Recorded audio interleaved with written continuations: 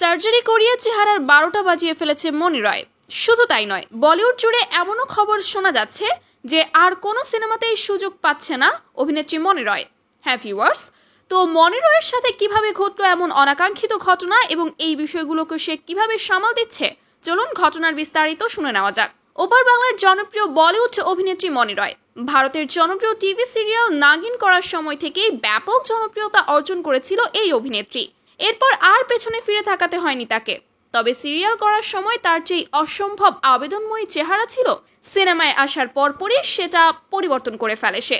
যদিও প্রথম সার্জারির পর তাকে অতটা খারাপ দেখাতো না, ভাগ্যবশত তার সার্জারি কোনো খারাপ মোড় নেয়নি তখন। কিন্তু অতিরিক্ত সুন্দর হওয়ার চক্করে সেই সার্জারি হওয়া চেহারায় আরও একবার দ্বিতীয়বার সার্জারি করতে গিয়ে বিপাকে পড়ে যায় অভিনেত্রী। কেননা এবার ঘটে গিয়েছে এক অনাকাঙ্ক্ষিত ঘটনা। সার্জারির পর থেকে কপালে সব সময়ই দুটো হাড্ডি ফুটে উঠছে মনি রয়ের, যেটা তার অসম্ভব সুন্দর লুকটাকে একেবারে শেষ করে দিয়েছে। অনেকেই বলছে শিংয়ের মতো লাগছে, অনেকেই কমেন্ট বক্সে লিখছে এবার হয়তো আর কোনো সিনেমাতেই সে সুযোগ পাবে না। এরকম চেহারায় তো আর কেউ অন্তত সিনেমা করতে পারে না। অতিরিক্ত সুন্দর হতে গিয়ে ক্যারিয়ারটাই শেষমেশ নষ্ট করে ফেললো এই অভিনেত্রী। তো ভিউয়ার্স, আপনাদের কাছে কি মনে হয়, আসলেই কি মনি রয় নিজের ক্যারিয়ার নষ্ট করে ফেললো দ্বিতীয়বার সার্জারি করে? অবশ্যই সেটা কমেন্ট করে জানাতে ভুলবেন না কিন্তু।